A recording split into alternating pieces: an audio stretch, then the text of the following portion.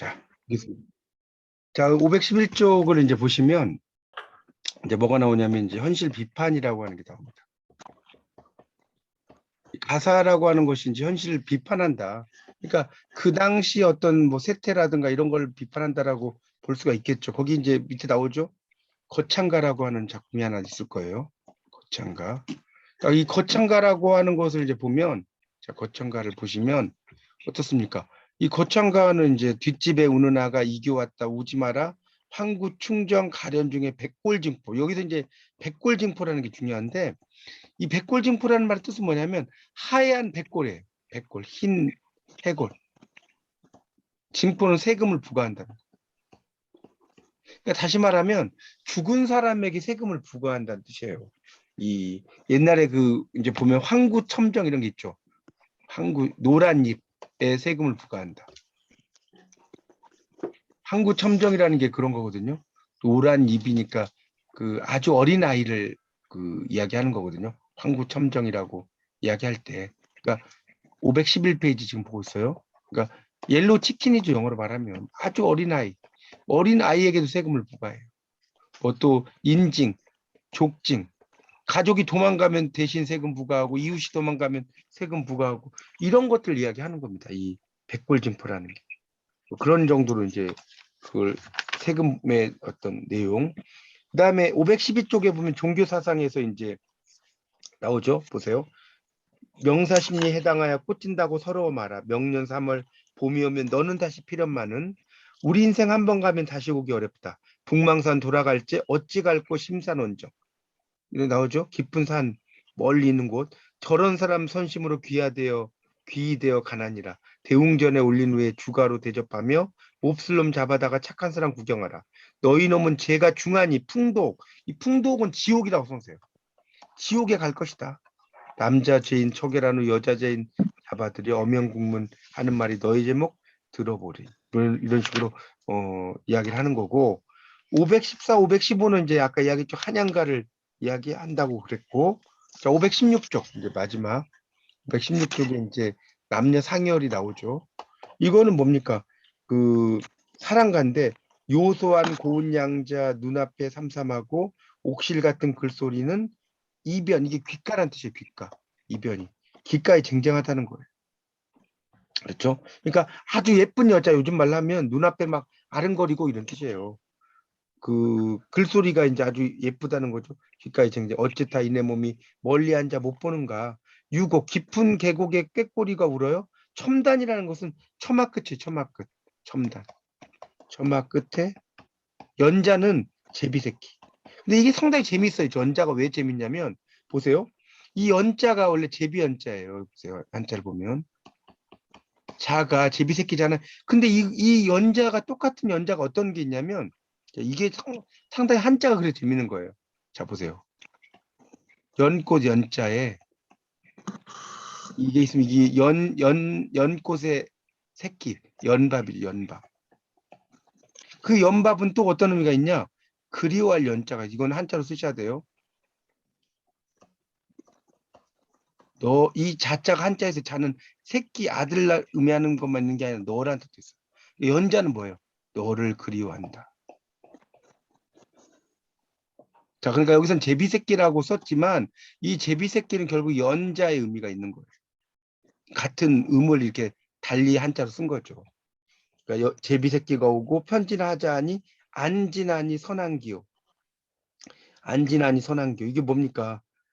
안진이라는 것은 기러기 안자거든요. 이 안자가 기러기 안자. 그다음에 진은 다할 진자예요. 그러니까 이 안진이라는 거는 기러기가 다 같다. 그러니까 그 글을 붙이기가 어렵다. 이 기자는 붙일 기자거든요. 그러니까 기러기는 여기서 뭐냐면 우편 이제 배달부 같은 사람이에요. 포스트맨. 이 배달부가 없으니까 내가 편지를 붙일 데가 없다. 꿈에나 보자니 수다. 근심이 많으니까 몽불성이라 꿈이 이루어지지 않는다는 거예요. 내가 근심이 많으니까 꿈도 안 꾸어진다는 거예요. 그런 식으로 쓰는 거죠. 내가 이제 그 너무나 사랑해서 보려고 했는데 근심이 많다 보니까 꿈속에서도 그 사람이 보이지 않는다. 이렇게 이해하시면 될 것 같습니다. 자, 이제 마지막 장이 이제 잡가로 넘어가겠습니다. 잡가는 말 그대로 잡스러운 노래죠. 534쪽 잡가가 나오는데, 자, 네 번째 줄에 보면 나와요. 네 번째 줄 밑줄 치세요.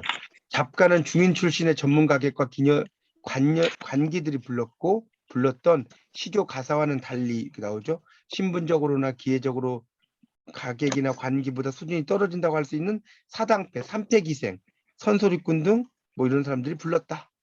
이 삼패기생은 우리가 이제 기생이 1패기생이 있고 1패기생, 2패기생. 1패기생은 관기라고 보시면 될 것 같고요. 이 2패기생은 뭐라 그럴까요? 좀 기생집 정도. 3패기생은 뭐냐면 이제 노래 부르면 막 젓가락 두드리는 여자들 이런 경우 있죠. 약간 수준이 이제 1패, 2패, 3패로 내려가는 거죠.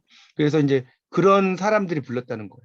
잡가의 개념은 말 그대로 잡스러운 노래다 이것만 알면 됩니다. 밑에 막 여러 개 써놨지만 보잘것없고 잡스러운 노래다 이 정도 알면 될 것 같고요. 537쪽으로 가면 밑에서 다섯째 줄 보세요. 이상의 논의를 종합해서 잡가의 개념 밑줄. 잡가의 개념이란 말이 있어요. 작가의 개념을 정리해 보면, 자, 첫째 동그라미 치세요. 밑 537쪽 밑에 셋째 줄. 잡가는 이종의 갈래가 섞여 형성된 혼합적 성격의 노래다. 있죠? 혼합적 성격의 노래. 이게 아주 중요합니다. 그리고 그다음에 그 옆에 이제 둘째 동그라미. 잡가의 개념은 처음부터 확정된 게 아니라 조금씩 바뀌었다. 조금씩 바뀌었다. 이거 알아두시고 넘겨보세요. 다음 페이지. 자, 538쪽으로 넘어가면 두 번째 쪽 있죠. 셋째. 자, 뭐라고 나왔어요? 잡가는 서민 문화의 뿌리를 둔 만큼 사대부나 중인 문화의 격조가 떨어지는 것으로 취급되었다. 여기까지. 격조가 좀 떨어진다는 거예요. 자, 그다음에 이제 작가의 성격에서 이제 막 나왔는데 여기서는 뭐 잡가가 앞에 있는 거와 똑같은 거죠. 거기 그 540쪽에 보면 7번까지 나와 있을 거예요. 540쪽에. 그래서 이제 쭉 나오고 있습니다. 한번 읽어보시면 되는데 뭐 직업적 가수에 의해서 창작 전승됐다. 형식이 다양하다. 내용이 다양하다. 소박하고 한시문도 있다. 뭐 이렇게 쭉 나오죠. 읽어보시고요. 541쪽 작가의 범주와 분류라고 나왔는데 이 작가는 542쪽으로 넘겨보시면 이제 그 한 7째 줄 정도 내려가면 12작가와 산타령 계통의 노래를 이야기하고 가장 좋게는 12작가. 그래서 이제 뭐 8작가가 있다는 거예요. 유산가부터 쭉 나오죠. 그리고 이제 잡가보다 격이 떨어진 것을 그 밑에 뭐라고 놨어요? 잡잡가라고 그래요. 잡잡가. 한자로 잡잡가 쓴 거 보이시죠? 그 한 10줄 정도 내려오면 이런 게 있다는 거예요. 그리고 이제 그 다음에 이제 단락에 보면 그 다음 단락에 잡가에서 밑줄 치세요. 잊지 말아야 할 것은 상업적 가창 공간을 통해서 성장했다. 상업적 가창 공간을 통해서 성장했다. 이거 알면 되겠고요. 자, 543쪽. 그걸 보면 작가의 분류가 있어요. 543쪽. 이 작가의 분류는 별 3개 쳐놓으세요. 그래서 이제 1번에 12작가가 있어요. 12개 들어온 노래인데, 자, 첫 번째 단락의 밑에서 네 번째 줄 위로 올라가 보세요. 자, 12작가의 사설은 주로 판소리와 가사에서 영향을 받았고 부분적으로 민요와 사설 구성 원리를 차용하고 있다. 여기까지 밑줄 치세요. 판소리와 가사에서 영향, 이거 되게 중요합니다. 판소리와 가사 영향을 받았다. 그래서 이제 그 밑에 이제 유산가라는 노래가 하나 나와요. 유산가. 뭐 이것까지 뭐 음의 내용까지 뭐 다 알려면 어려운데 뭐 이런 거예요. 그러니까 우리말로 제가 번역을 하면 대나무 지팡이 같은 걸 이제 들고 뭐 한 소쿠리 밥이나 물을 들고 강산에 들어갔어요. 그러니까 산의 꽃들이 이제 1년에 피어서 봄 색깔을 자랑을 해요. 그 꽃이 피어가지고 막 만물이 피어요. 그래서 시절이 좋구나. 산청 경치 구경 가자. 이런 내용으로 이제 이렇게 써는 겁니다. 아시겠죠? 그러니까 결국은 이 유산가는 산청 경치를 구경하자. 이런 정도로 해석을 하시면 될 것 같습니다. 여기 뭐 뜻까지는 여러분 자세히 아실 필요는 없어요. 그 다음에 이제 선유가와 평양가는 이제 민요에서 소재를 취하지 않았지만 민요의 반복, 병렬합법. 그래서 가세 자네 가세 놀러 가세. 배를 타고 놀러 가세 지두덩 기어라 둥개둥덩 덩실로 놀러 가세. 뭐 이런 식으로 써놨는데 자, 그 밑에 보세요. 대부분의 12작가는 춘향전에서 소재를 취했다. 이게 중요합니다. 춘향전 거기 밑줄 치세요. 마지막 밑에 넷째 줄 소재를 취하고 있다는 거. 그래서 뭐 소춘향가, 형장가, 십장가 이런 게 다 춘향전에서 소재를 취했다. 이런 이야기입니다. 그렇게 알면 됩니다. 자, 544쪽에 보시면 544쪽에 거기 인용문에서 두 단락 내려와 보세요. 544쪽에 내려오면 이러한 12작가의 주 담당 계층은 4계축의 소리꾼과 3패기생으로 이렇게 나왔죠. 아까 이야기했죠. 4계축의 소리꾼. 그러니까 서울 근교에서 이제 소리를 부르는 사람이 4계축이죠. 그래서 이들이 이제 불렀는데 12작가는 19세기 중엽 작가의 삼명창이라고 부르는 사람에 의해서 이제 그 불려졌다는. 뭐 삼명창이 누군지까지는 알 필요 없습니다. 자, 히모리 작가 2번. 자, 히모리는 빨리빨리 부르는 거죠. 히모리 작가. 그래서 네 줄 내려와 보세요. 네 줄. 자, 밑줄. 히모리 작가는 장황하고 과장된 사설을 익살스러운 장단에 얹어 부르는데 우스꽝스러운 상황을 장황하게 엮어내면서 웃음을 유발한다. 이게 바로 히모리 작가입니다. 그렇게 되겠고, 그 밑에 있는 맹꽁이 타령은 좀 이따 설명드릴게요. 일단 이거 쭉 다 끝내고.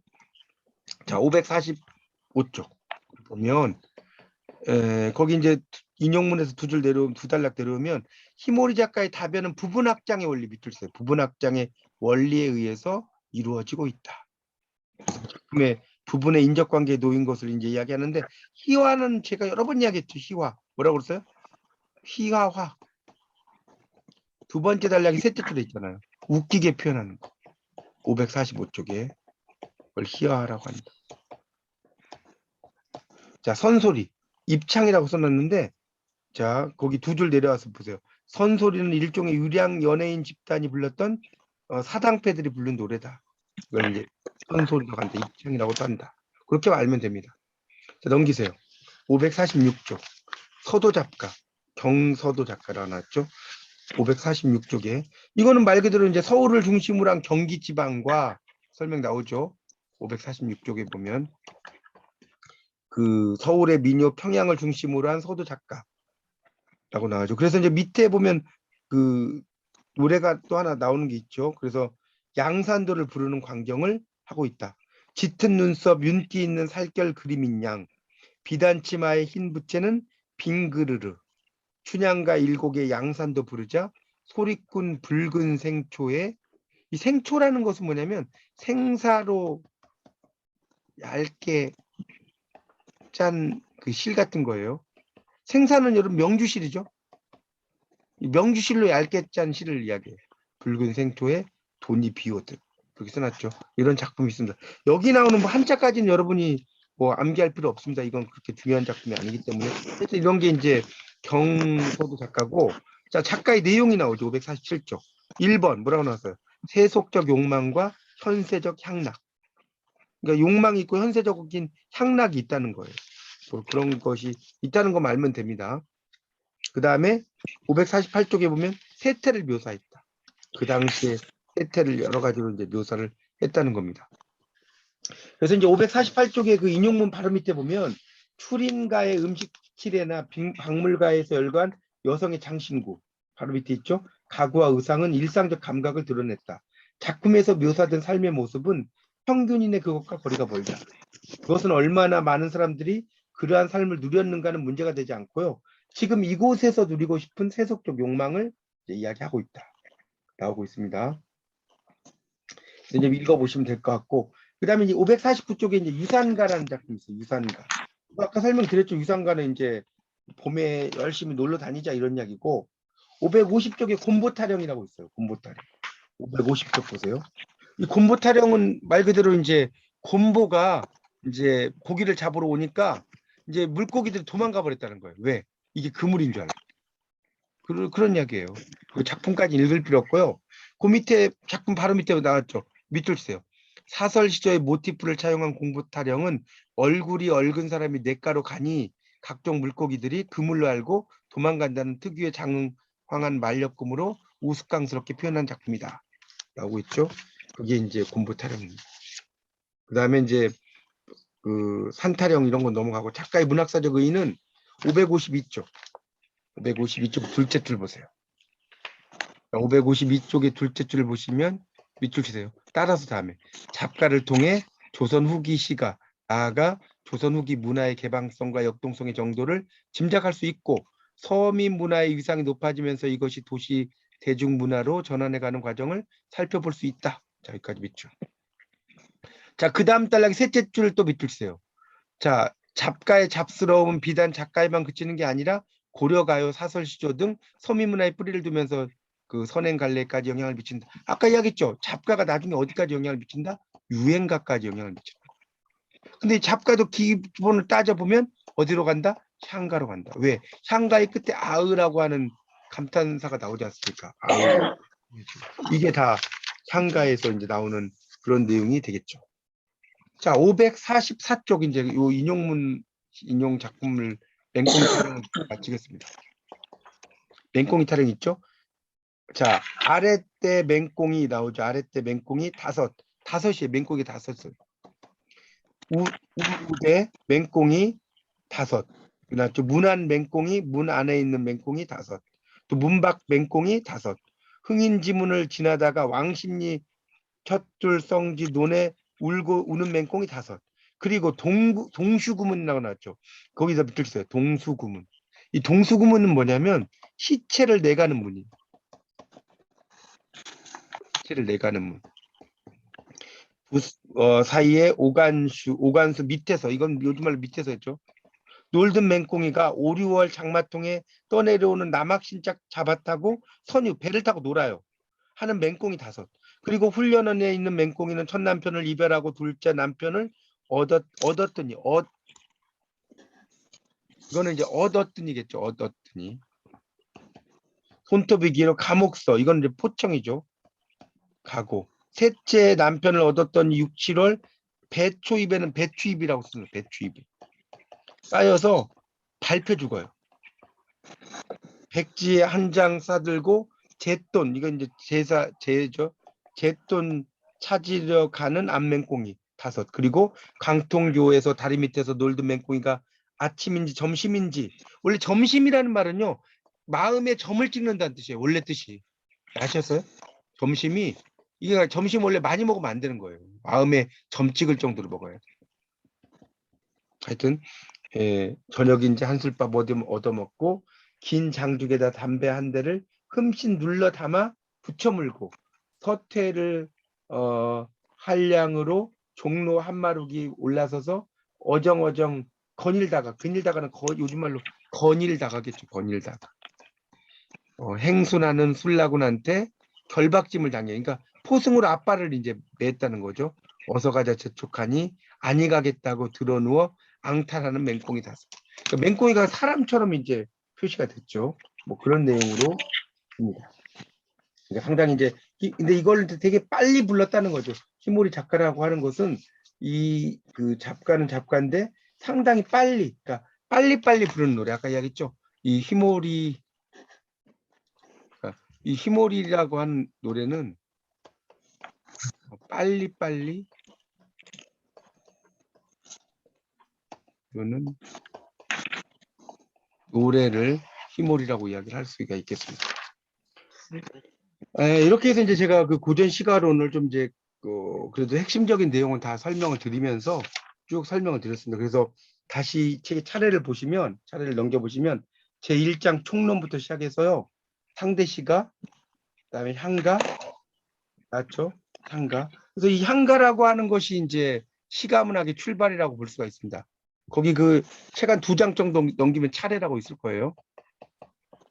그래서 고전시가부터 쭉 나오는데 총론의 고전시가. 그러니까 이 고전시가는 그렇게 써놓으세요. 음악적인 속성을 공유한다. 음악적 속성을 공유하는 거죠. 그리고 이제 밑에 3장이 한가 있죠. 이거는 시가문학의 출발이다. 출발이죠. 그 다음에 소교, 이제 그 밑에 소교 있죠. 소교는 뭐예요? 궁중학의 성격이죠. 궁중으로 가잖아요. 그리고 5장의 경기체가. 이 경기체가 뭐예요? 나중에 악장으로 편입이 되죠.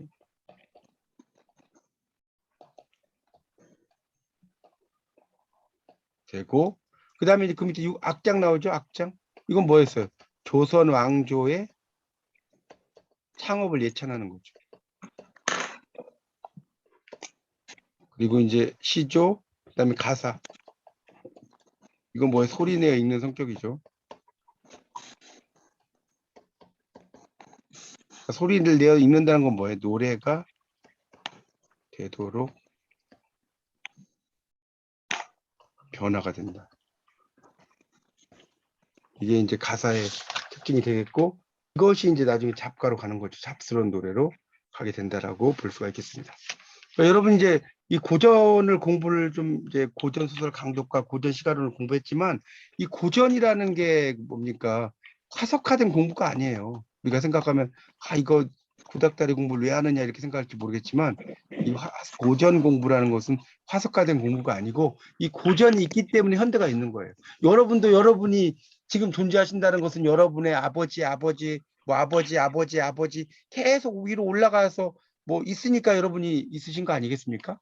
그래서 이 고전을 여러분이 이제 이거 뭐 왜 국문과에서 나는 신학 공부하러 왔더니 고전을 공부하느냐 이렇게 생각을 하시면 절대 안 됩니다. 그래서 이 고전을 제가 두 강을 이제 이렇게 해서 두 개의 과목을 끝냈습니다.